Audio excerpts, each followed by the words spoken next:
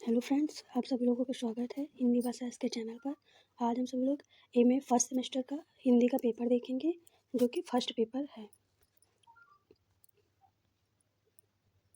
जो कुछ इस प्रकार है कि सबसे पहले हिंदी पेपर है। कौन सा है? प्रथम, जिसका नाम क्या है? प्राचीन तथा भक्तिकालीन हिंदी काव्य। क्या नाम है पेपर का? कि प्राचीन तथा भक्तिकालीन हिंदी काव्य। कितने घंटे का होगा? 3 घंटे का। पूर्णांक कितना होगा? 70 नंबर का। इसके कितने भाग आएंगे? 2। पहला है खंड आ। खंड आ में अनिवार्य 10 लघु उत्तरीय प्रश्न, मतलब कि 10 क्वेश्चन होंगे जो सभी को करना अनिवार्य है। एक है सभी प्रश्नों के उत्तर दीजिए, जो कि कितने क्वेश्चन आएंगे? 10। कितने नंबर के? 3 बराबर 30 अंक। ठीक है। पहला क्वेश्चन क्या पूछा जा रहा है? अपभ्रंश की विशेषता, प्रमुख विशेषता क्या है, इसका वर्णन करना है। अब जैसे लघु उत्तरी में पूछ रहा है तो केवल पॉइंट वाइज बना के लिखना है। हेडिंग में डालना कि अपभ्रंश की प्रमुख विशेषता, स्टार बना के एक, फिर इस तरह स्टार बना के आगे लिखना है। दूसरा है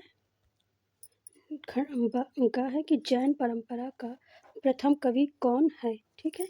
गा है अपभ्रंश भाषा का वाल्मीकि तथा व्यास कहा जाता है किसे। ठीक है। कहा है सिद्ध साहित्य के 4 प्रमुख कवि एवं उनके ग्रंथ।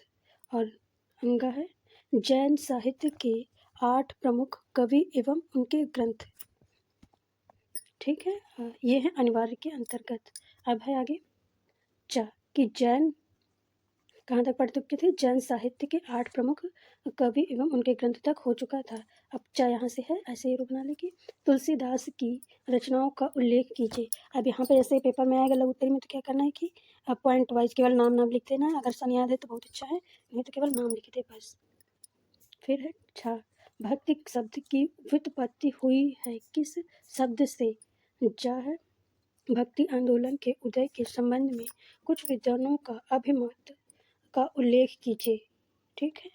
और छा है रैदास के गुरु का नाम क्या है, कीजिए, लिखिए मतलब। और यहाँ है कि संत कवियों द्वारा, यहाँ पे प्रवर्तक होगा, सॉरी गलत लिखा है, यहाँ पे क्या लिखना है? प्रवर्तक।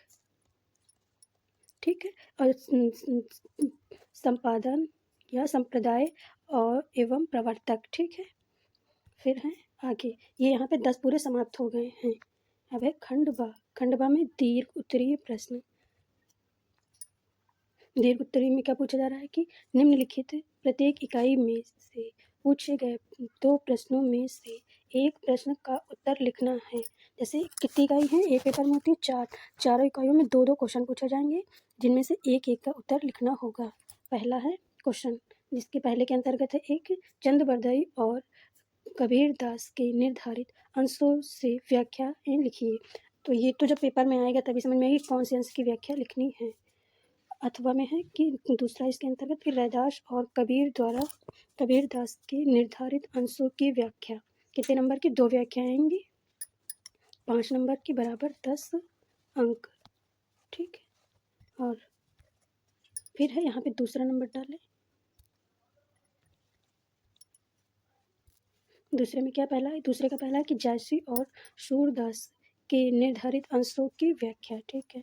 और दूसरा कौन सा? तुलसीदास के निर्धारित अंशों की व्याख्या कीजिए। ये किसके अंतर्गत आएगा? दीर्घ उत्तरी क्वेश्चन के अंतर्गत।